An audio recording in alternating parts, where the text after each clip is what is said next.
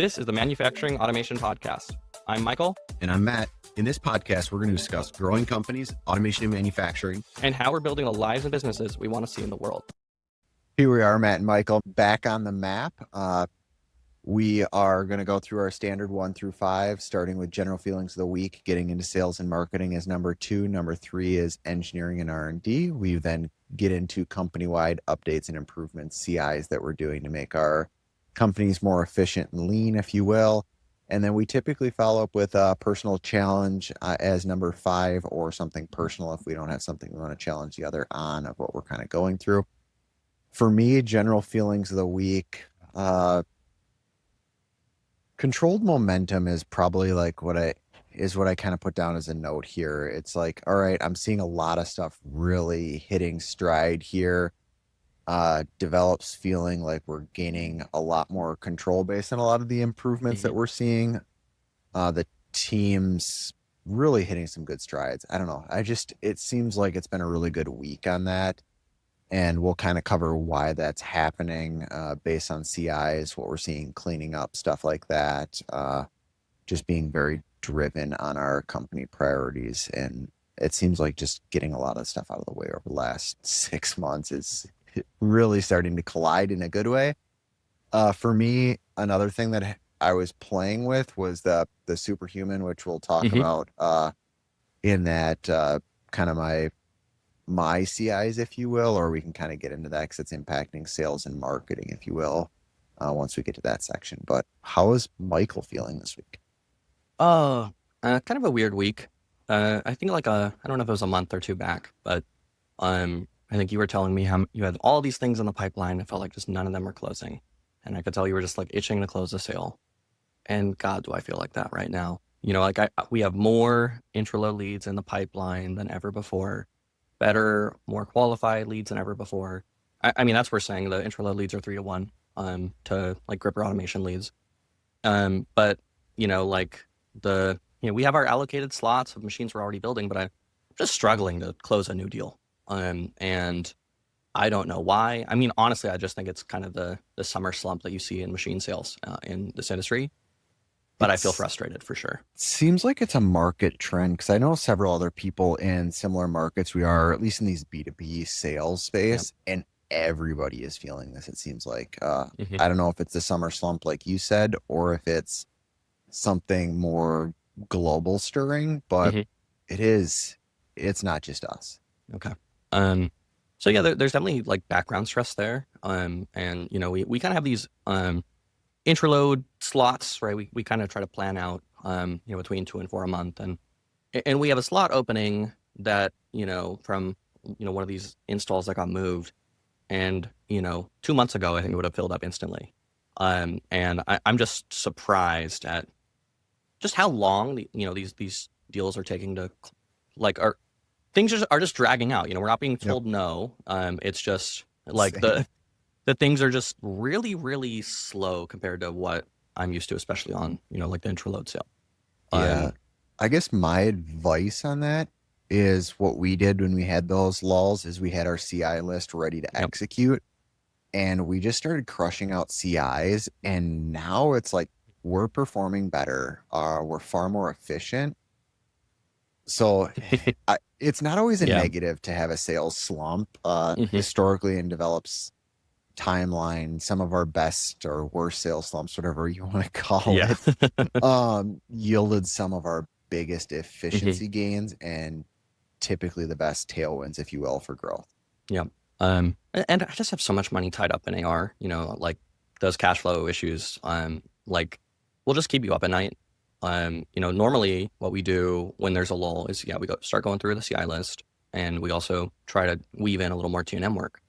And guess what? Like our 2 T&M clients, we both, have a negative retainer balance on both, and they're just, not paying invoices. So now I can't, I'm not going to accumulate work. You're not going to keep doubling down on that idea. Exactly. So, it's just kind of all these things hitting at once. And then, and we kind of have 2 big background projects, and then both, one customer came to us looking for an ECO, a change order, and the other customer came looking for a crazy expedite, which we quoted out and it was like 50% of the project cost. And so and to be honest, I don't think I would have even quoted it if I wasn't like staring at our P&L being like, and maybe I'm too fixated on it, on like, I don't want to, post a loss this month. That's a whole other can of worms we can talk about is we're on cash accounting. I assume you guys are on accrual, right? I've been cash since started Okay. develop. Well, we had our like EO, like the business peer group forum, and business is bigger and smaller than mine. We went around the room and said if we were cash and accrual, and I was the odd man out, and I'm like, oh shit, there's something that I Being don't on know here. cash. Yeah, correct. Well, Yeah. it is interesting. I like looking at cash because you can do that, but I do accrual based reporting too. Yep. So I like looking at the cash is what I probably should say, but we Mhm. still do. I have accrual options. I Yep. just prefer the cash look. So maybe I need to stop doing that, but Yep. it is a bit of a preference. And then I think I've been focused on velocity a lot, and I've been doing job costing on everything. How much does Beat Blast cost us? How much does this cost us? How much does this cost us? And basically, I'm starting to quote things out, and if they're within 20% of our calculated cost, I send it out. So that's really been, sending out to quality, affordable domestic vendors. As I've done job costing, the number of things I've been outsourcing like that has increased considerably. Oh, I believe it. And just the amount we're able to get done, like that feeling of being short-staffed is starting to be reduced, even though, by a revenue basis, we appear to be an incredibly small team, right? And just not having to think about things, of, having that part come back perfect, or even if it's not perfect, that becomes hey, the vendor needs to fix it, as opposed to now it's, another week of rework and something we're managing. Yeah, I'll be curious to see how that plays long term. I go in waves of liking the method you're talking about and having suppliers, but it kind of contradicts a lot of developed history of aiming to become as vertically integrated as possible, as you kind of saw or we discussed when you were on site. Yeah. And we played a lot with Chinese vendors for probably 6 months to a year there, and I had some maybe negative feelings with not only the quality but just offshoring in general. Now that we're sending a lot more work domestically, we're able to get the prices down. Now our part numbers are a lot more stable. That's an interesting line you just said there. Working domestically is getting prices down. Well, yes and no. I mean, like only if I account for the tariffs, the shipping, and the quality and the rejects, right? But if I look at everything, our actual out the door cost, it is lower right now. It might not stay that way, but the biggest thing again is just that velocity. If you have a good vendor and the parts just come back perfect every time, you just don't think, right? There's no problem to solve. I think you're simplifying it though, because what you said there was the macroeconomics pain that everybody goes through with working with Asia initially. If you read some of my old blogs that I wrote back, I've gone on some rants about this, but everybody just looks at the cost of the initial quote or the supplier, if you will. It's the same thing if you look at, I'm sure people that you bid against or new entrants to the market that we bid against in this space, they don't understand all the costs associated with it. And then what'll happen is, you get hit with change orders, or you get hit with poor quality parts, poor machines, poor supplies. And then your cost is managing that or getting it corrected. And if you add up all of that, it costs more than just going with the high bid. For sure. Yeah. Or in your case, the domestic quality solution, which is, I think, the really cool thing here, because I think a lot of our listeners are quality US manufacturers. Yeah. And, I think the biggest thing, when I was down at your shop, and the biggest thing that stuck with me is you told me, hey, you're doing all these things, but it sounds like the people on your shop floor aren't making the CIs. And kind of the theme of this week, other than, me having that background stress of, oh my God, we have so much money in AR and I need to close new deals. Other than that, the big theme this week was accountability and standards. And, I have my lead engineer out who, is a great engineer. And, he had his desk on the shop floor. And what I realized not having him here is that he was a crutch, the other people's monkeys problem. Like without my lead engineer here, now our shipping guy can't send a customer an RMA label. So what was happening there? the guy who should be the engineer, is just too nice and fixing somebody else's problem. There's never a system in place, and here we go. It And sounds that like happened. it's pretty cool that actually, Yeah. because I know you were worried about him being out, but him Mhm. being out seems to be actually a pretty good opportunity because you're going to be solving some ways that shop processes were done. So like the solution, I'm just moving him upstairs in the office so he doesn't have access, and telling him, you're not my shop foreman, you're my lead engineer. Stop acting as a shop foreman, you're making things worse, right? And the Mixed I, emotions on that. I wouldn't do it if he was doing a good job. I think that's like he by splitting his, like, I don't think that person is meant to be a manager, right? Like that's just, as things have kind of by necessity, or maybe by convenience, like as I've allowed that to happen, I don't think that without the void there, I saw how many problems it was creating, and that the staff who should be learning things at a core level and taking ownership of those things was just going elsewhere to solve it and not having to think and develop processes. Yeah. Couple things there. First, I like the fact that you're getting your team to be, or more of your team Mm-hmm. looking at CIs, because that's when I started really seeing more and more momentum happen at Develop, when the team was taking charge of all the CIs and improvements and operational changes. My concern of just moving him upstairs and Mm-hmm. saying that you're not shop foreman is two things. Who's now going to take that role and buffer that? Is it going to end up being you? Mm-hmm. Or are you going to create a cultural disconnect between, this is a huge passion of mine, is making sure that manufacturing and engineering never feels like one is Right. above the other. This can kind of go back into some stories that I won't Sure. share on the podcast, Yeah. because I just don't want to. You could track back if I told the stories and figure it out if somebody wanted to. But I just had some really bad experiences in my career where Mm-hmm. there were some serious disconnects between the floor and Yeah. engineering. So let me provide an example of what I don't want to see. So we had an old assembly guy, right? And at that point, we also had the machinist who made the component in-house, right? So this was an adapter block for our quick flip 180, which is used to flip parts in a CNC machine with, robotic or in machine automation. And it's a block that takes a rotary actuator and it holds a gripper. It needs to Yep. have a precision 3/4 inch bore. Well, the machinist messed up and it's a 0.748 bore, right? But it has Okay. to be a 0.75. It should have been a precision reamed bore. And the parts, the assembly guy was responsible for saying, yes, these parts do what I need. And the parts didn't fit. So, the gripper, where the boss is 0.75 even, 750 thou, and it should go right into that bore. And because it was too small, what this person did was go and take a Dremel tool, which is like not an acceptable solution, right? If I would have seen it, I would have right away been like, absolutely not. And this only lasted for 3 units before I caught it. And this was like a 30-minute process for him to like get this thing to be precise enough with a dial indicator, opening it up with a Dremel tool. And because we weren't tracking the exact amount of assembly time it took, because there was no feedback loop from that person to the machinist, that was able to happen. And so the reason I want to push back on that, I'm not saying I don't need a shop foreman or someone to take on that role. The problem is, like, I'm not able to see the whole because there's no feedback. Like, if my lead engineer, I'm just going to force him to be my lead engineer again and be 100% in there. But only by doing so, by putting him in the slot that I think has the best capacity, and I know that's the case, will I see if we even need a shop foreman, right? Yeah.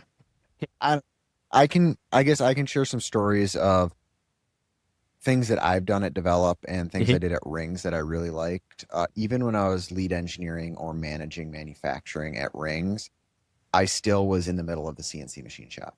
Yep. I still put myself there because while the team didn't come to me to necessarily solve all the problems, they knew I was there if they needed it. Yep. And it was more or less, sometimes it's, what's a good story here for this? Maybe I've shared it on the podcast. A quote that a manager had said to me once when, I came in for questions. He would always, Matt, do you realize that every time you come in here, I ask you what you think first? Mhm. And it kind of light bulb clicked on. And he's like, you realize that typically I never give you an answer, you answer your own questions. Can we just start doing that instead? Basically, is what he said Sure. to me until, you're having more pains or problems. And I think that's something that your foreman or your engineer needs to do with those people rather than solving the problems is pushing back, see if they know how to. And same I thing you. guess here's my take on that is like, well, what was your role at Rings? I assume you were like a manufacturing engineer. And your job title was to go and your job description was to make those improvements and clean up the manufacturing, right? So that at Vortex, that's how my role was Uh-huh. there. At Rings, I was managing the development. So actually they had no manufacturing, they had no engineering in house. Yeah. So I led that aspect of it. So at that point, I was more or less being that guy that when people would come in, then I would ask what do Mhm. you think? Sure. What do you think? So that was Yeah. my role there. But yeah. I think that would be true. Like if you're talking about my company a year ago, I think you would be right. Okay. So it's a And timeline thing. yeah, like the reason I'm saying this is I've realized like, and I think I keep saying this, and the more I push in this direction, the more it's true. Like we're not a CNC shop, we're an engineering firm, and we're a service business, right? And we're also, we have a product business, a service business, and the engineering R&D that goes into those things. The thing Okay. that I'm not doing anymore, the only kind of production we run is either, kind of mini production to prove out a customer turnkey, or it's just production that we're only running for the sake of testing the products that we make, right? Um, and if the output of that can be good products, great, right? But in that transition of okay, we're primarily an engineering firm, it's like I need this person to lead the most important thing, not to go and get our shipping guys and our assembly guys to go and do things in a more efficient manner, right? So how are you gonna handle your manufacturing and shipping then? Are you doing a morning stand up where you and engineering are gonna come down and meet with them and then discuss the pains they had yesterday Mm-hmm. and what their plans are for the day so they at least get a Yeah. check-in point? How are So you so gonna we have a manage daily that? huddle every single Okay. day, and we have Okay. Slack that I'm on top of, Got and it. pretty much everyone's on top of all the time. Okay. So it's not like I intend this, for our lead engineer not to be available. It's that I don't want him to be 10 feet away on the shop floor at an open Solving desk, all the pains. solving all the problems. Okay. And even in the space of, a week and a half while he's been on leave, I've already seen the guys on the floor are now creating the CIs. They're documenting the things that they were just asking, how do I do this every time? And like everything is speeding. And Interesting. Okay. and it's not that I don't think I need a shop foreman. I think I do. I think we In- need that role. But at that same time, I do have to admit that it was a failure of my management to let this kind of accidental situation happen, right? mhm. Where there was an employee filled it, thought they were doing the right thing, and the result of that was I think the engineering on the intraloads, some of the older generations, like these projects should have moved at probably 30% faster. And we probably could have had one fewer rev if, we were Interruptions cause a 100% in lot. it.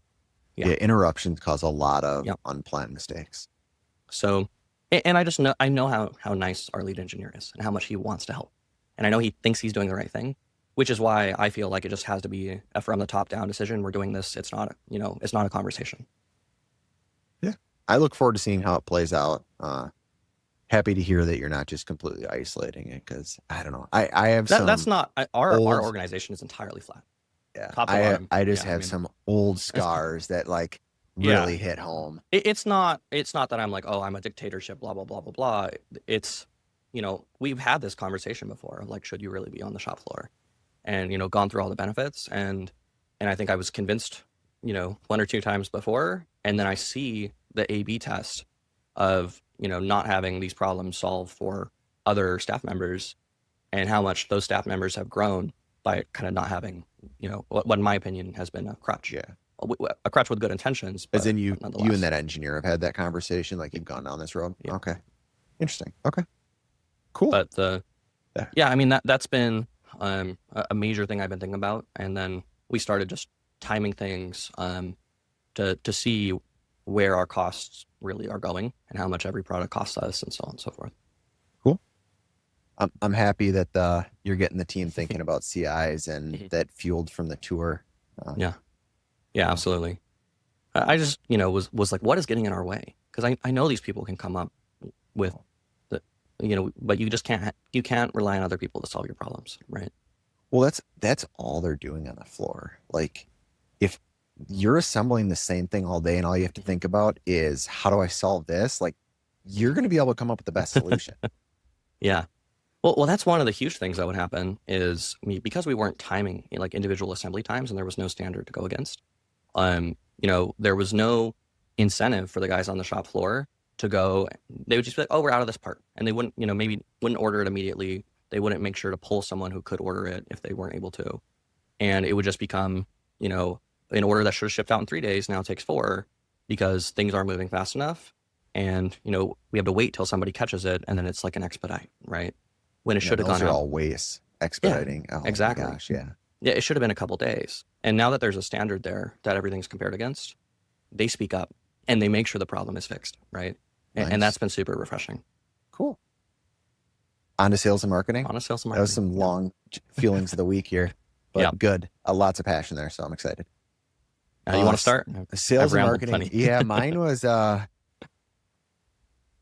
like I said at the beginning, kind of this momentum that I'm feeling. I was able to get to tasks that have been in my HubSpot task list for longer than I'm going to admit. Mhm.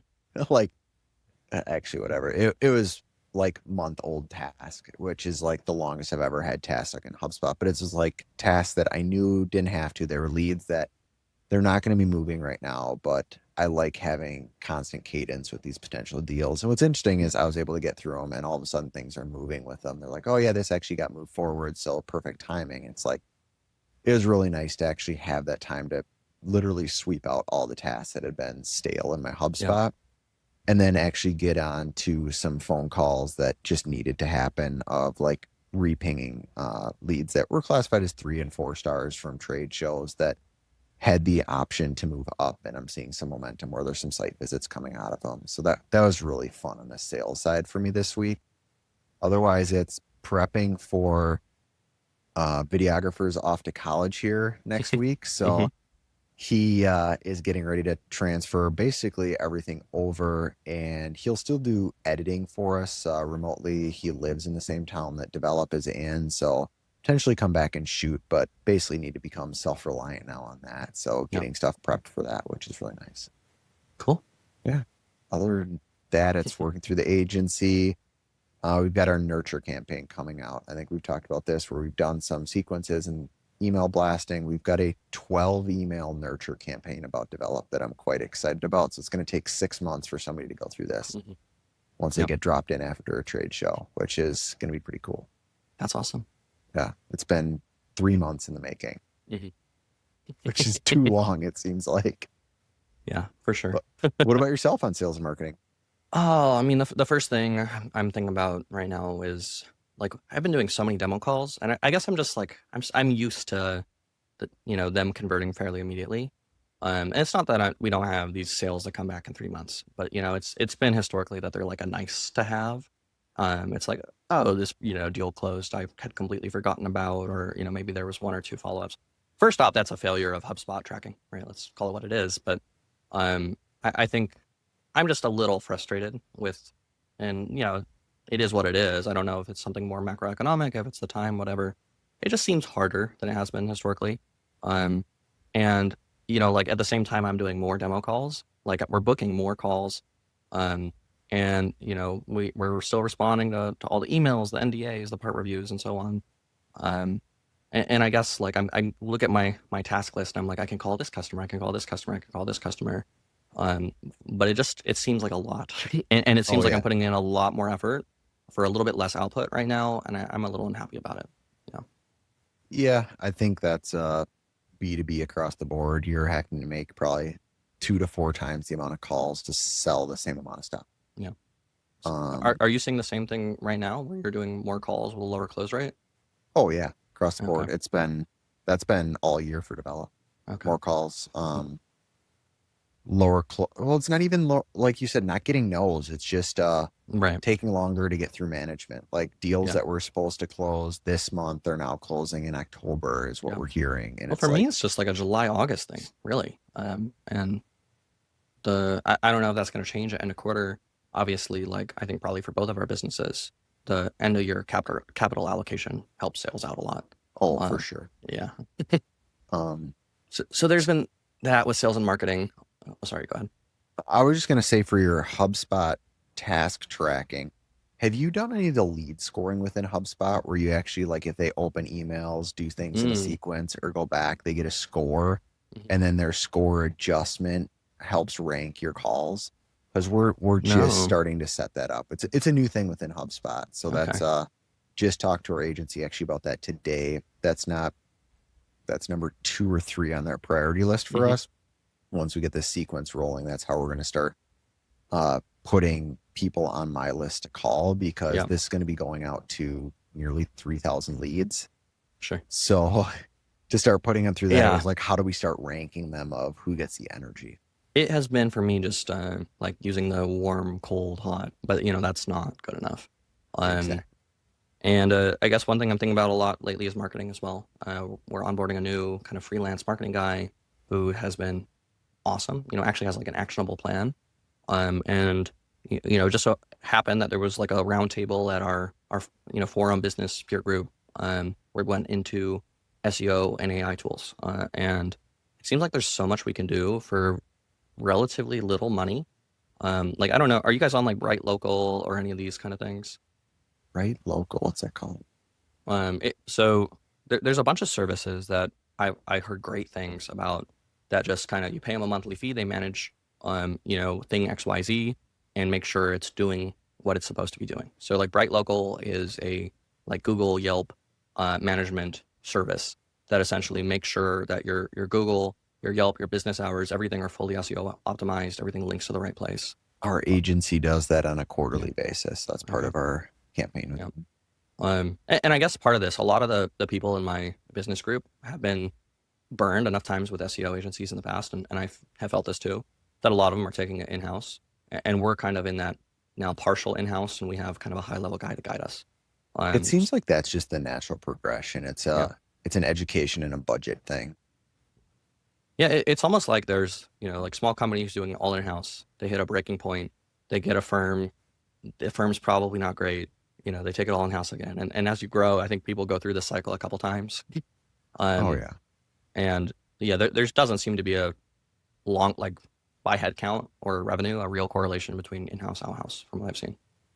I think Um, you're spot on. It depends upon what pain cycle you're yeah. in and whether it's coming in or going out. Hmm. So, there's like, in terms of SEO, I like Bright Local, like $50, we'll see if the SEO moves, right? $50 a month. Then there's this other tool that I'm very excited about. You know how Fixer, you just kind of implement it and it just does it all, right? Like, I'm not saying it's a great tool, but it just integrates with their Gmail, it reads through everything, and goes, right? The implementation is nothing. There's this tool called Ally AI. It's ALLI AI.ai. And A it's L L I it's A. specific to Shopify, but yeah. Oh, okay. And essentially what this does is it like kind of filters everything on your website live and just, with a keyword list input, all the places you're missing alt tags, all the places you're missing meta Hmm, descriptions, or your meta descriptions aren't targeting the keyword. It just instantly fixes those things like live on the page load. that's And cool. Yeah, and like one of the guys in our business group said like in a month his traffic had doubled. holy And the thing crap. is, all you have to do is provide it with a keyword list. Of course, it only does Shopify, which is That a doesn't big help me. yeah. But that one's $150 a month. We'll see if it works or not. But I'm excited about any tool like that, like Bright or Ally, where it's little to no implementation, kind of like Fixer was, and then we're improving SEO. Are you still using Fixer? We use it to record meetings right now. Okay, because I've been looking at, have you seen Fireflies. Firefly or Yeah. Otter? Yeah. We're looking at moving to a different meeting recorder. Yeah. I still have Fixer in there, but it's like, Otter I seems don't know. better from what I've seen. That's what one of our team members testing it. He absolutely loves it. Yeah. Um, yeah, so my head's been a lot in SEO. What can we do? What can we change? We moved over to Ahrefs as well, because that's what our new guy is using, our new like freelance SEO dude. And then he also showed us something called Surfer. I don't know if you've heard of Surfer. No. So Ahrefs or SEMrush, they do reasonably good jobs at telling you your overall domain ranking, backlinks, keywords, and so on. Surfer's really optimized about in order to show you good data about every single web page and how that web page for us, like lots of product pages, right? How good is the content there? It's essentially like, you input the site, it gives you good visual domain ranking information for every single website. And then, I'm looking at all the scores of all of our product pages and I'm like, wow, those are not good enough, right? In that we just need more content, better targeted keywords. That's interesting. And the hope is that this freelance guy is supposed to go and essentially, every week or so do 2 or 3 pages at a time and slowly work through the 500 pages on the site. Yeah, that's how you have to do it. Yeah. It's not all going to get done in a day. It's Yeah. like eating an elephant. So those have been like the big things in marketing and sales. I think the biggest thing though for us is like we just have to get back on top of doing YouTube videos and putting content out that answers the questions before people are contacting us and asking. And I think we're seeing a big drop off in communication, like just the barrier of not enough information there for an engineer to book a call, right? And like, one little thing, we turn on the Shopify chat feature. So it says chat with a real person. Basically somebody can just, on their phone, respond to a message live. We will see how that works. Oh, say who manages that? Well, like the thing is, our website gets what, 6,000-7,000 hits per month. Like it's not a crazy number. And only a fraction of a percent message. Exactly. I'm gonna go on your website and start chatting you. And even through our Shopify store, I mean, we're seeing now that the Tumble Blast is out. I mean, that used to be like half or more of our orders by quantity of orders, but not by value. We might like have an order a day. It's not crazy, but the order value is high. You can easily, like, you go click on a grip flip grip module, it's $8,000. So, the time you build out a module and, some grippers, like the order value is relatively high. So just generally speaking, I don't think this is going to be a lot of pain. Like we're pretty on top of email and Instagram messages. And in fact, this actually just integrates right into the Meta suite to where we just get a Facebook Messenger message and can respond there. But I mean, we literally implemented this today. I still have to send a test message and make sure it actually works. Well, I just sent one. Okay. Hope it works. Yeah. Look at that. New message from Matt. Reply in my inbox. Hi, it's Michael.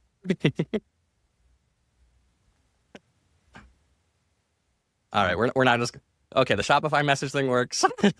There you go.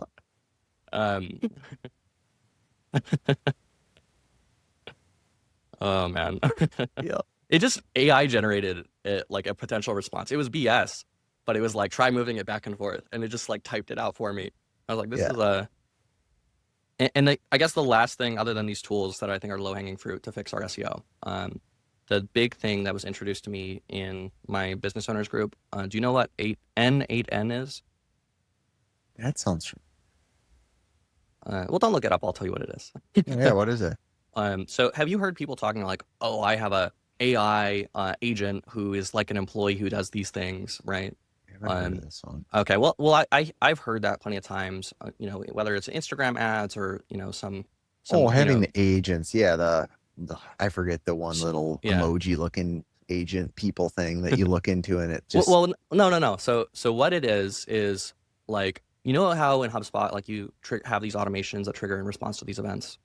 The N8N is like essentially ChatGPT or Claude on steroids. So the big thing it does is it uses those APIs. You can connect it to whatever AI you want to actually drive the actions.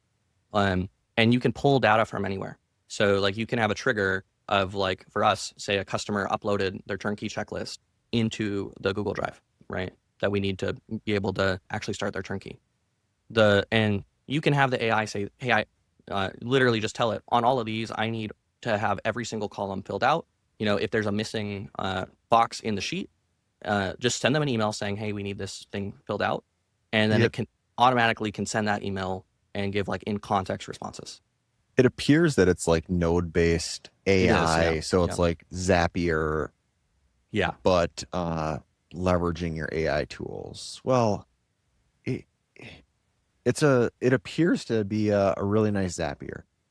Yeah, but is Zapier with the AI integration is kind of the idea, um, to where but the AIs can take a lot more action on their own than just, Oh yeah, Zapier is like, oh, the Calendly before it just integrated with Gmail or whatever. Like, it's black and white. yeah, yeah, There's it's no it's thought, an if if you then will. statement, right? Yeah, exactly. Whereas that if then statement from N8N goes into the ChatGPT SDK, and then that thing, you can have it build a new Excel sheet. You can have it, analyze and give a summary response. You can have it email you. Um, it's just it sounds so incredibly powerful, and it seems like the thing I've been looking for that HubSpot can't do, right? It's interesting. Yeah, it seems like a lot of what we've been leveraging to go into our overleaf. Yeah. That's what it kind of looks like for you. That seems like what it would be for a value add. It's one of those I'll have to dig into it, just get put on the list. But there's so Yeah. many things to do right now where Right. it's like, oh, I could do this for a CI. And it's like, Yeah. just got to go on the list. And then Yeah. when I get to the next one, once I'm done with this one, Mhm. pick the priority. Yeah, and I think it's really cool too that you like can kind of talk to the agent and also say like, I don't. The biggest thing too, like I have ChatGPT and I have Claude, right? And all that information is in separate boxes. Like with N8N, you put all that information in this one place, and I just click a button and I move it from ChatGPT to Claude, right, or vice versa. So it gives you kind of this centralized place where all your fixer transcripts or your other transcripts or all the information that you have is still retained. And now if ChatGPT doesn't do what you want one day, you just move it to Claude and everything still functions, right? That's interesting. Yeah. Because, yeah, one of the main pains that I've had with the actual like audio transcripts, whether it's my plod that I have on my Yeah. my collar for recording meetings or recording meetings with Fixer, whether it's Otter, it's literally this exporting it, putting it in the correct folder. Like, Yeah. I spend Right. 2 hours a week just managing audio files now. Yeah. And that's, That's and take all this with stupid. a grain of salt. Like I haven't dove into this, but from, an hour of talking to people using it at an advanced level, like that was one of the questions I had. Can I just have it automatically pull Fixer or Plod? Or, when we go and record a just call, we always ask the customer, can we record it? And then those things just the transcripts get automatically pulled in and put in the correct place, as opposed to what I've been doing, just like you, I just download the transcript rather than Yeah, the audio that's all file. I do. I mean, But it's annoying, right? Like, oh, it's a huge pain. yeah. I think the challenge I have is if it's a new customer, you have to create the folder. Mhm. You have to create then the OneNote. You have to then put your audio Yeah. transcript for Yeah. tracking all of this stuff. Mhm. But then also if it's an existing customer, you have to make sure it goes in the correct OneNote, the correct folder. So it's Right. like those two variables, how could you manage that would be interesting. Yeah, That is a very real pain. Well, one thing that I heard that was kind of crazy was like, okay, when we have a new customer, like there's a trigger where like I email or I Slack the bot, right? And I say at a certain point, like, hey, this customer is ready for a customized proposal. It looks at all the emails, all the communication, all the recorded calls, and it takes their default slide deck, right?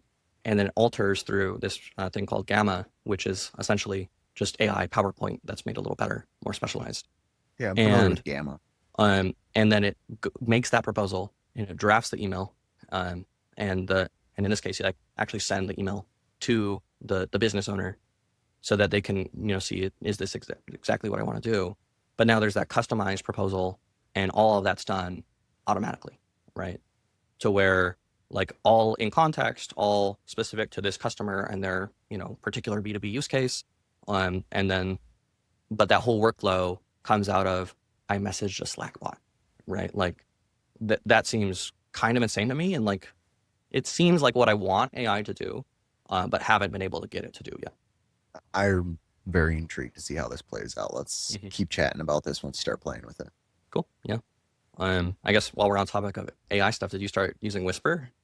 I did. So I layered it with my other AIs, which is interesting.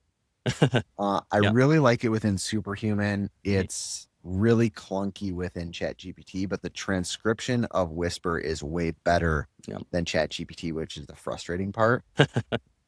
I don't have any issues in chat. For transcription? No, the ChatGPT transcription sucks. I mean, using Whisper in ChatGPT. I tend to float between monitors and look at Okay. other things and then click on those screens and look Oh. at them and talk to it like it's a person in the room. Yep. And then Whisper like loses its Mhm. mind Yeah, sometimes. you need to have and the then discipline with Whisper. Yeah, so like if I go into like a multi-minute like discussion with it, I then sometimes just lose all, which is frustrating. Sure. So yeah, it's changing the discipline there, but Mhm. layered within Superhuman is possibly the best win of the week that I've seen. Granted, it took me a week and a half to get Superhuman Mhm. working the way I wanted it to. I'm not saying I love it. I'm not saying it's a great solution. I really Mhm. want to see it over the next 1 week to like 2 months. As of right now, it's a game changer. I want to see how Right. this plays out because I said the Yep. same thing about Fixer and then it Yep. regressed.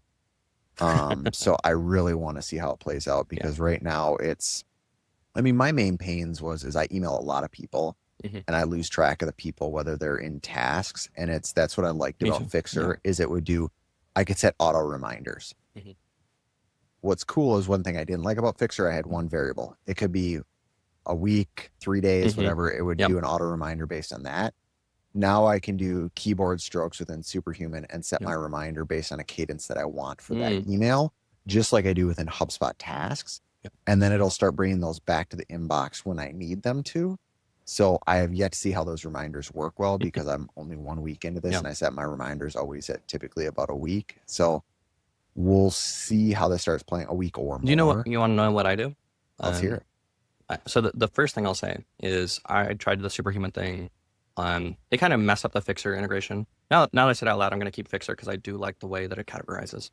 And it's just not worth the pain of switching Yeah, categorization Superhuman systems. does the same categorization. Yeah. You just have to set it up. Yeah. And it's working. The problem I had with Superhuman is that it was like its own interface that I had to learn. And, there's all the keyboard shortcuts, whatever.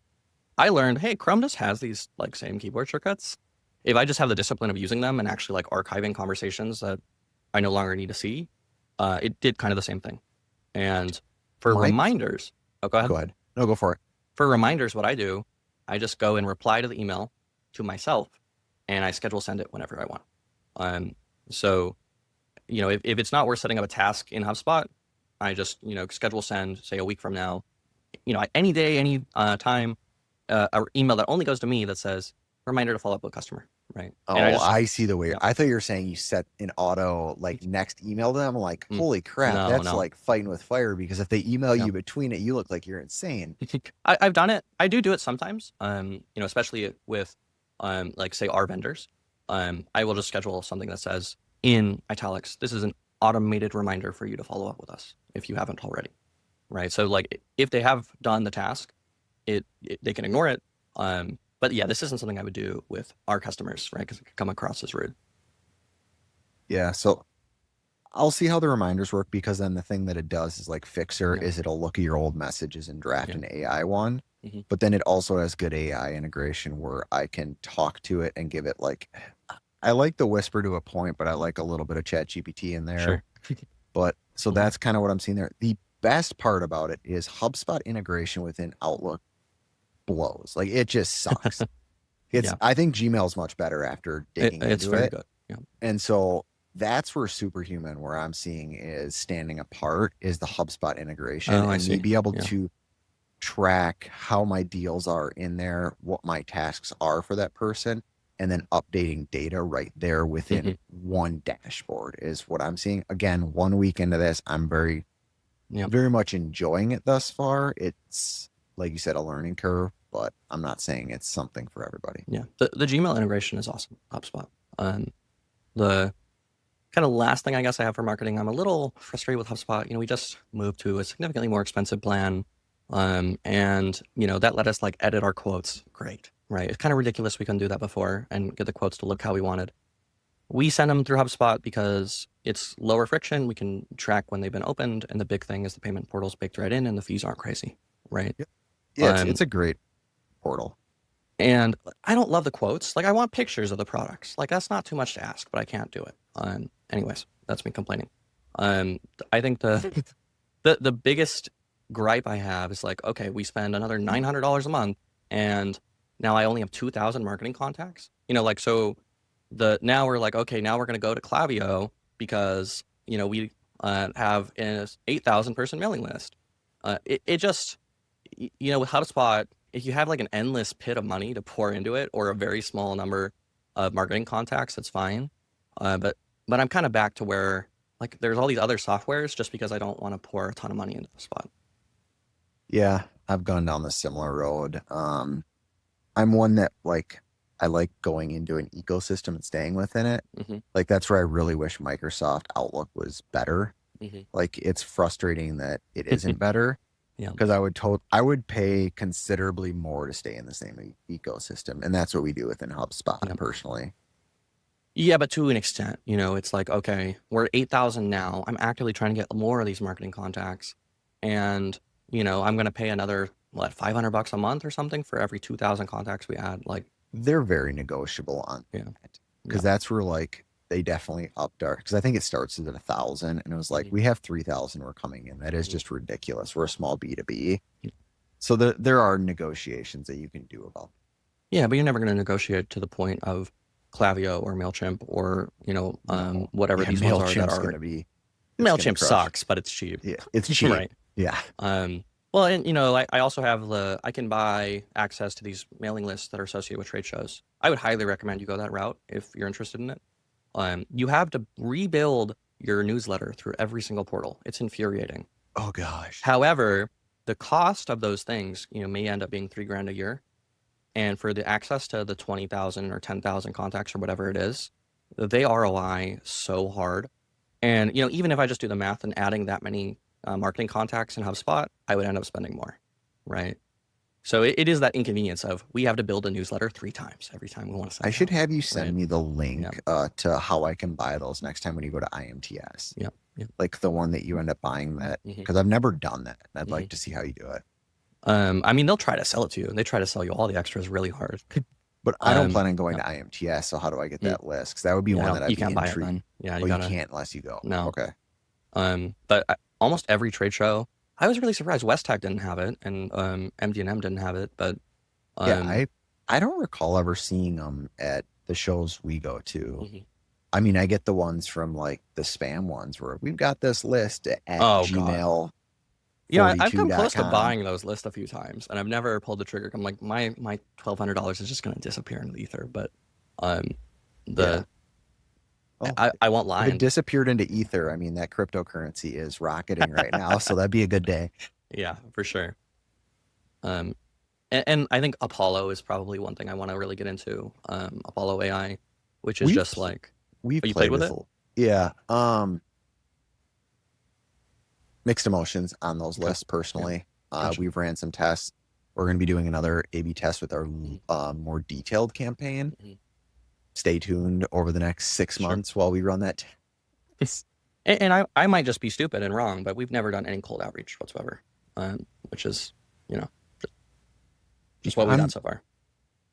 I've tried those. It's just I keep coming back to organic SEO and education, and traditional toe-to-toe or boot-to-boot marketing is the best. That's me, but I'm a little old school on some things. For sure. Now we're at 52 minutes and we're still in marketing. You want to? Yeah, engineering and R&D. This is usually your space. You want to go first? Sure. So our engineer is out. We don't have like I have been doing like minor updates. The big thing that we've been doing, first off, like SolidWorks is just so fun for me. That and honestly, I kind of miss like just diving into a project and just like being an engineer. And what we've done is like we put a TV in my office. We put the couch in my office. You can probably see it behind me. And like usually at the end of the day, Priscilla and I like chill with the dogs and maybe drink a beer and grab dinner. And we just do that in my office. And sometimes I, do SolidWorks. And it doesn't feel like work. And, I'm not like bragging here, but I'm like 3 times the speed of a lot of the guys on the floor who are doing the engineering work, right? And I'm just able to get a lot done for like 0 cost, and it's fun, and I'm enjoying it. And it also isn't detracting from me being a business owner, right? It's interesting you say that because I've had this weird itch that I miss some Mhm. of my creative outlets. Yeah. Like I'm it'll never really come off a whole lot, but I enjoy being artistic. I don't know if Mhm. that's I guess you kind of saw it in like Yeah. Yeah. some of our designs. Like you know, we tend to go over the top on our industrial design of machines. Like I really enjoy designing products. Like it The is a parts like serious that you addiction. guys make are just beautiful. Thank Like you. Yeah, it's the and I know like I encourage you to look for ways to optimize, combine components, or maybe even potentially outsource, which I think you weren't interested in. But just the brand language of the beautiful raw aluminum, it speaks a lot to just the developed brand to me, and gives it a very premium feel. yeah, it's a huge passion of mine, and it's really cool to see how the Mhm. team has like I didn't design the HMI, but the team member that designed it, like Yep. he's picked up the brand language, this style so well, and he Yep. executes it. Like it's whenever I need something, like I want our language here. Can you please do this? And he'll come in and he just like nails it. Yeah. I still want you to anodize that big HMI orange, but I don't think you're going to. It's going to be anodized, so that's actually a Oh, okay. Yeah. great segue into our engineering and R&D. So like I said, we were going through Rev, I think it's 2C of Mhm. our HMI hardware. It all just got through engineering and DFM review. I believe as of today, sheet metal Mhm. should be ordered. Awesome. Um, it's going to be anodized black.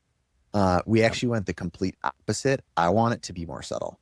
I know you And do. Yeah. I want the whole like the focus Yeah. needs to be on the screen because we went back and forth on whether we were gonna post even engrave and or after anodize, Mhm. and I leaned towards no Mm. because I think the focus needs to be on the interface and the operator. This is one of those where like we put so much look into it. It's like Mhm. it's gonna be the interface.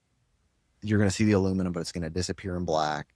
And I want it to focus on how do you make the user Yeah. flow as seamless as possible. I'm telling you, if I had that beautiful of an HMI on our machines, it would be the brightest thing, and it would be the thing you can see across the shop, and you would think gimbal, right? I would put it in the brightest blue I can get, like, um, but I think that's just different takes. I would make the rest of the machine subtle and beautiful, and then make that the highlight, the loudest version that's in our brand language that I can.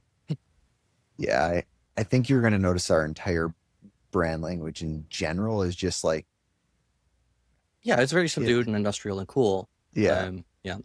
But the question is, does cool make people think develop, or is it just good industrial design, right? Like, yeah, yeah, we shall see. yeah.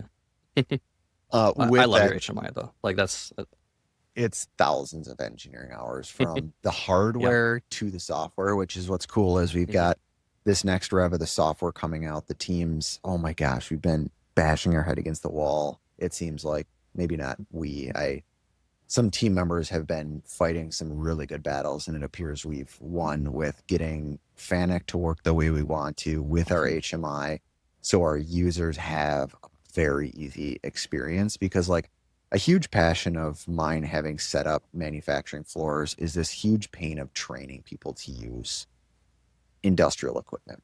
Yeah. It's very clunky, it's very difficult, and a company that does it best is Datron. Mhm. And our goal with our machines is how do we make our UIs as simple as Datron so we can train high school students to run our palletizers to Yeah. our custom machines. And Gotcha. this next rev for the MRS, making it super easy for creating different conveyor configurations and programming it is really nice. I'm really Hmm. thrilled to start bringing out what's called a part placer software rather than just leveraging kind of some pre-configured stuff within the Yeah. MRS. Sounds like you actually have a lot in engineering R&D this week. It's been More than stuff usual. Yeah. coming. It's been Uh-huh. stuff coming together. Like the guys have Mhm. been working on this for months, and it's been like, this isn't working, Matt. This isn't working, Matt. And it's Yeah. like, they're like, Matt, this is working. And like, Yeah. it's really cool to see that on the floor that it is working because I've come to not trust software when I hear that a solution's been found. My response when I hear that a solution's been found and it's in software, I say, seeing is believing, just like Santa Hmm. Claus. When the robot's on the floor doing as Hmm. we say the software can do, I will believe. Yeah. And Yeah. so that's, I mean, now the team's just kind of come to know that seeing is believing is what I'm going to say instead of that long rant, if you will. But Hmm. it's the I'm believing in a lot of the software we're creating here, or this new features, which is really Yeah, cool. for sure. But I guess other engineering R&D stuff, our new version of the Axis Air, our rotor union for fourth and fifth axes officially released. The quick flip, I think we released maybe last week. okay, We have the new version going live of the our kind of auto vice trunnion. And we made a bunch of design tweaks for the intro loads, and we're actually starting to put them just scheduled manufacture. We're pretty much just inventorying them. We're allocating the slots, and I'm just saying like this is a product, right? And nice. that's pretty exciting. There's still some design work I want to do for the intro load. The big thing I haven't spent a ton of time on is the GIM load. That's my new name for the external pallet loading system. Oh my gosh, The innuendo to the end. yeah. Oh God, What's the innuendo? The GIM load? What, you're like loading me? Am I missing something here? just think about it. We talk about it Okay.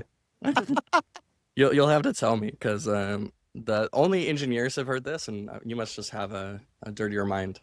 Anyways, this external pallet loading system, I just rethought the kinematics and how it works, and it's a stripped down design. I'm just doing all the design work, and the goal is that in October, I have one, and we're taking it to West Tech, and that's going to be basically our entire West Tech booth. Whether or not we have an intro load there, I'm not sure. The thing is, the GIM load's like a self. Okay, the external pallet system is just a self-contained thing, and I'm just so excited about it. But even in kind of the fun SolidWorks time where it's after hours where I'm doing design work, I keep making these little tweaks to other things, improving the intro load design, improving this, improving that. So I haven't put a huge amount of hours in it. I think the potential is there. I've scoped it out to a bunch of customers who all have seemed kind of over the moon about Cool. the idea of it. I mean, who's not going to be super excited about external pallet loading system that it looks like it's going to be like 70 pallets, right? And of course, no one's going to populate that many. Like, I did the math for us to populate the pallets was like $18,000 in hard costs before margins on that, and that's like the pallet itself, the Pearson puck, and the cleat. So yeah, I mean, that's the problem with pallet work holding is you multiply a number as opposed to gripper loading, where the auto vice is $2,500 and that's it.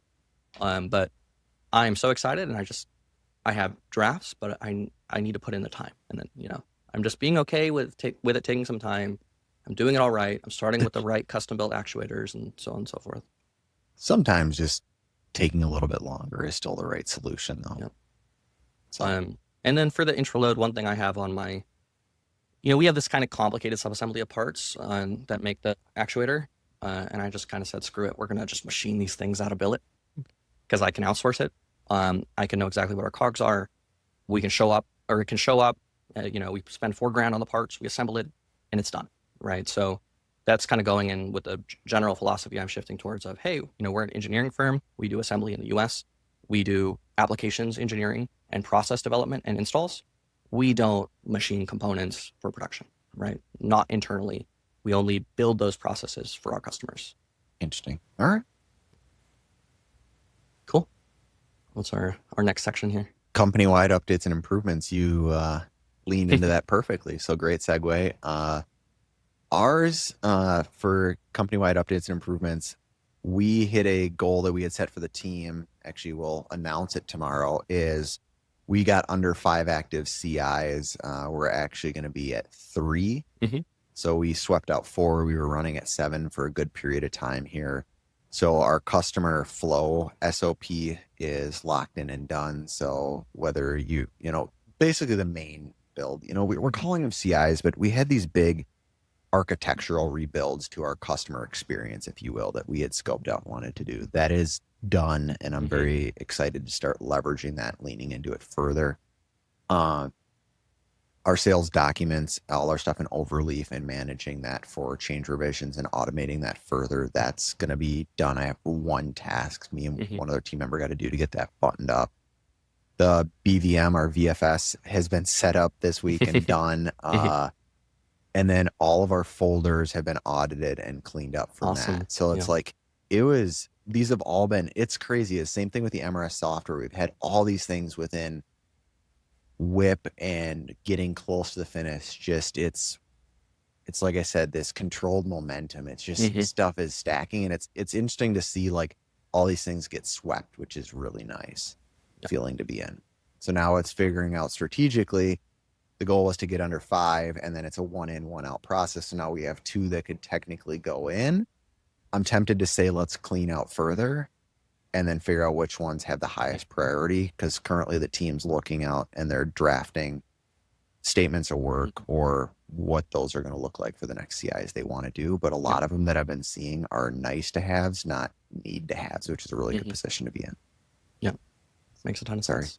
Matt's rant. I'm very excited about. Oh, I ramble on twice as much as you. This position. Yeah. Any other CI stuff?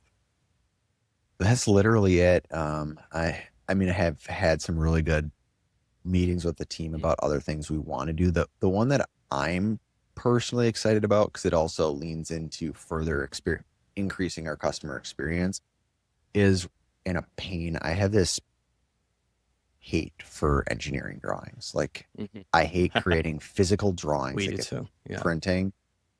There's a reason model-based definition. We create these things within SolidWorks. Like there's certain things that don't need drawings, but when we sell a machine, customers need exploded drawings so they can maintain it if they don't want develop to do it, because we don't give out all the master CAD for doing it, because there's a lot of layered in IP that we've been building over a decade of engineering in, and they're not paying for all of it. So that's not, we can't give that. So there's a lot of drawings that need to get created, and it's a software called Drew. I don't know if you've come across that.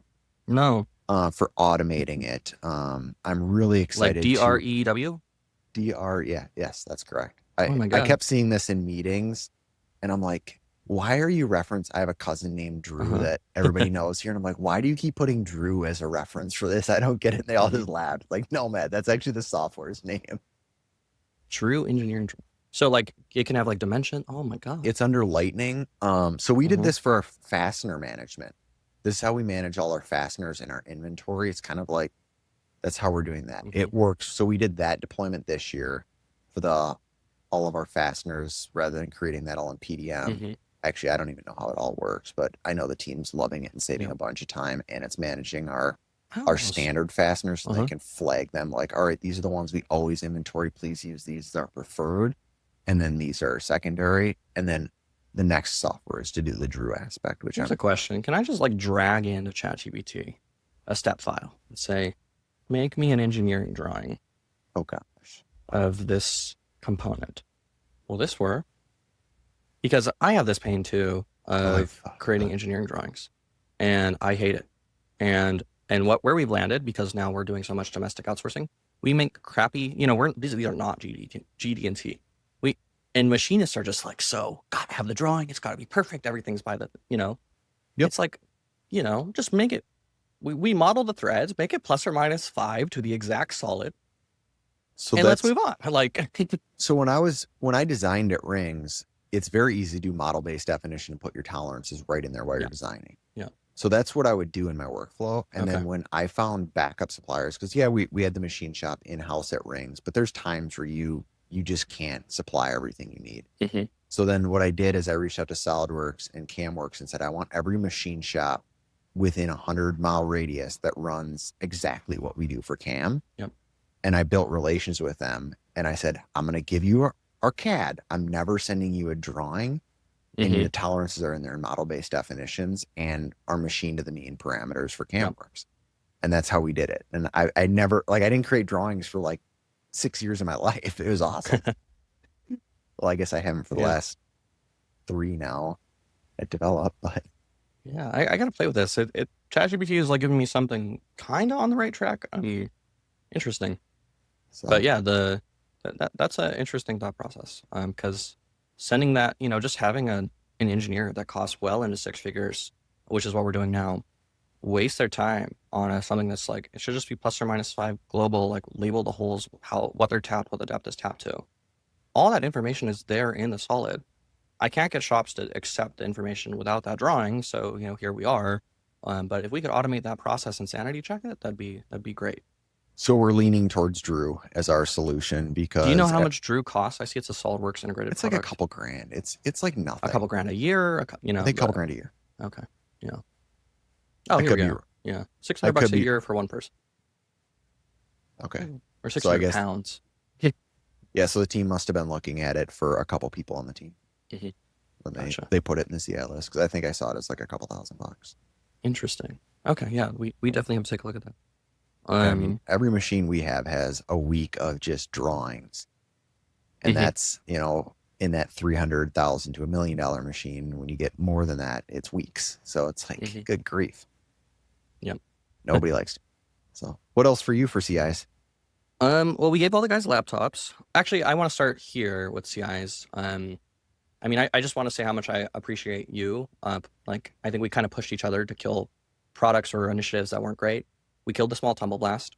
And I just have a story. I hate talking badly about any of our customers, but this was probably one of the most exceptionally bad experiences I've ever had with a customer just being crazy unreasonable. So there's this guy from the UK who wanted to buy a small tumble blast, right? He wanted a liner. We actually did the development of the liner because we've had a couple customers ask. And then he bought the thing and is like, hey, I need it shipped to my hotel, right? And I need it shipped on this Sounds like date. fraud. So no, it was real. Like, I talked to the guy, right? He seemed fine at first, and I was like, well, that's kind of rude. He already ordered this. Now we have to hold it, ship it. It became a ton of work, right? Yeah. He gets the thing. He flies back, doesn't read the instruction manual, like basically put the speed like 3 times too high, and it's like it didn't turn. And I'm like, well, you just stalled the motor. Put the speed at the right thing, right? I called him trying to be helpful, and now he has my personal number, right? So now on a $600 product, the guy's texting me, he's liking my phone, he's sending me emails personally. And I'm like, you just got to send to the sales email, right? And then I got an email yesterday that was like, hey, this is my 4th attempt to contact you. I'm planning to do a credit card chargeback. Your product is no longer usable. And he had like sent us a photo. He had blasted right through the consumable standard tumble blast basket. And I'm looking at this. I'm like, how did you do that? Like, clearly you're not bead blasting. I remember talking to him and telling him, at those kind of use case numbers, he didn't need the industrial one, but that was probably the way to go if he was running it under real conditions, right? And he's like, I've been running this continuously for 4 months and it's already broken. And I email him back, like, this is a consumable item. Here's the link to purchase it. It's $100, right? And he emails me back again, and he's like, your product should last longer at this. And I just email him back, like, so you're telling me you ran this 4 months continuously. So like by even basic math, you've saved like $15,000 in labor with a $600 product, and you're angry? Like, and I just thought about it. I'm like, I'm so glad I killed the small tumble blast. Like, and honestly, I'm thinking about doing the same, even though I'm going to eat, I don't know, 10 grand in inventory on the giant one, because it's just kind of like, why, right? Like, what am I gaining out of it? It's kind of outside of my core business. Like sure, like we move more volume of those than we do grippers, but I'm kind of not seeing the benefit anymore. So like killing a product and saying no to things and just like not offering a product, I think that's a change in philosophy that I think you've really encouraged me, and some other business peers have really encouraged me to do. It's really tough to say no because it took me a long time to get into that mindset, and it really creates the bandwidth to do what you really want to do. And it was so hard for me to tell that customer, like, that he had misused the product, that he had saved a ton of money, and all he had to do, like, my intuition was just replace the basket, just eat the cost, ship it internationally, right? And I'm like, but I'm not going to spend $1,000 for a guy who can't see the value and is going to be mad no matter what, right? So yeah, that's tough. Worst part is that's the guy that'll write the one review on Google about his experience with gimbal automation. It's so frustrating sometimes. Well, you know what? Like, I think that's something you have to learn, as some people are going to be unreasonable and just don't work with them, right? And chopping out that product, that's the only product, because it's the cheapest thing we have, that like kind of prosumer level customers buy. And I can't imagine like being Tormach or Langmuir or these, entry level CNC machine, like with guys who have no idea about speed and feeds and are crashing them. Like, that has to be a customer service nightmare, right? That makes like the Neo is the one that always gets me. Because Datron builds beautiful industrial machines and great solutions that are $250,000 and up. And then the Neo is targeted at Yeah. like that prosumer at home. Mhm. And like we've sold some VFSs into that space, and Mhm. it is scary to see some of the, Yep.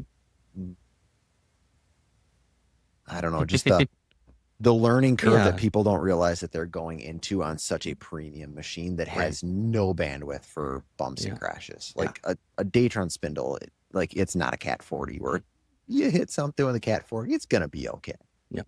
You hit something with Yep. an HSK or smaller spindle, or Mhm. HSK 25 or smaller spindle, Mhm. there's no margin for error. I hate to be negative like that, but the positive thing that came out is like, like I have customers who'll spend 25 grand, not even think about it. They're happy. I never hear from them. We'll check in and like everything works great, and then that small tumble blast has just been people. I had one guy run it submerged. Just everything, and it's so refreshing. I think I just need to kill the large tumble blast too. I just don't think it's worth my time. I think I I just think we've talked about this well, we talked about killing at prior. 1231, and I'm like, I should just do it now. Oh, Like, yeah. And then the other thing, we got the guys' laptops just to make things more efficient. The big thing, moving to kitting, is going to be such a big deal. We've already started that process, and that stood out when you walked our yeah, place. yeah, that did stand out. That machine's almost assembled. Yeah, that's awesome. Yep. Yeah, I'll talk about that more next week when we have some yeah. time, but it'll be the fastest. It's over 1,000 components per week. Wow, that's awesome. But our Kanban system has been a nightmare forever. We've gone through 3 different renditions of it. We're on Arda, which is a system we love, but I've got 600 Kanban cards on the floor. Every time we change a part number, it's a Jeez. nightmare. And 600? oh yeah, all these little bolts and things. I have Holy 200 unique buckets. unique SKUs that have all these unique parts. I think I have 300 unique components that are machined to our spec, right? Um, and what we've moved to now is for a subassembly, like all the parts that go into a thing, we kit them. So like for the quick flip station, we actually kit all the parts that go like with that, even though that subassembly can go into multiple places. So we choose what level we're kitting at, Mhm. and then I have a guy on the floor. We have a printout inside of a big plastic baggie that goes in a banker's box on the top of the shelf. Nice. It has all the components that go in there that get purchased dedicated for that kit, and that guy owns it. So the Kanban only triggers more kits to be built, and that takes us from 600 cards to 70, right? Which is, yeah, That's huge. yeah. It's and there is that higher skill 10. level that's required of one person has to take responsibility, own it, build the kits when the Kanban is triggered. But it just seems like a system that could actually be manageable, which is not where we are right now. Yeah. I'm curious to hear this because you're Yeah. 10% basically, or what, 12% of what you were. Yeah. That's awesome. Well, and our system has just been like kind of breaking down because first off, it takes time to pick those components, right? And it kind of breaks down as well because maybe we have the same bin in multiple places, and this one's out, but I'll go over to that one even though it has the reorder card and not reorder it. And now by having the buck stops with this person who's responsible for doing the kits, like there's a clear chain of accountability and a more efficient system. Nice. That's what I'm most excited about. I like it. I think that's a great time to swing into personal challenge of last week and what we're doing this week. Cool. Mine was to leverage the weekend. Mm-hmm. I had a blast doing it. It got a little out of scope, I'll say. I ended up working more than I wanted to, but I was having a lot of fun doing it. It was really focusing on zooming out on our sales and marketing and going through the rest of the year of how we're doing that. Like we have the MRS that, like I said, we've got these things coming together. We've got several trade shows that they're colliding with, and then we've got some sales tools that we want to level up, and thinking about how those are all going to converge and focusing on that. And then something that I want to do next week as we go into this further is our marketing agency, our contract comes up in a couple months here, and how I want to, because there's some things they do really well. There's some things that I've not been thrilled with. So figuring out how to get them to how we want to move forward with it. Cause I don't have no intentions of moving away from them. It's just, how do I want to best utilize what they're really good at? Yep. And then the other one being, I just want to play with some of the video gear we bought. And I'll probably practice on Milo, That and sounds fun. he'll be my model, if you will, for Mhm. testing out photography and videography. Cause I don't know. I used to have a really nice camera. I enjoyed it way back in the day, so I'm kind of excited to play here again. It's just if I actually create the time that I need to do this Yeah, that's the correctly. hard part. Yeah, That's always the hard there's part. So, always something. Yeah. but like we said, kind of bringing full circle of what you were talking about for SolidWorks, I have this weird creative outlet or itch that just hasn't been scratched for too long. And I'm really optimistic that this might be a really cool way to converge something at home. So getting stuff for Milo, shots, if you will, and Mhm. then a creative outlet, but then it also helps develop. I think it's a cool convergence. That's awesome.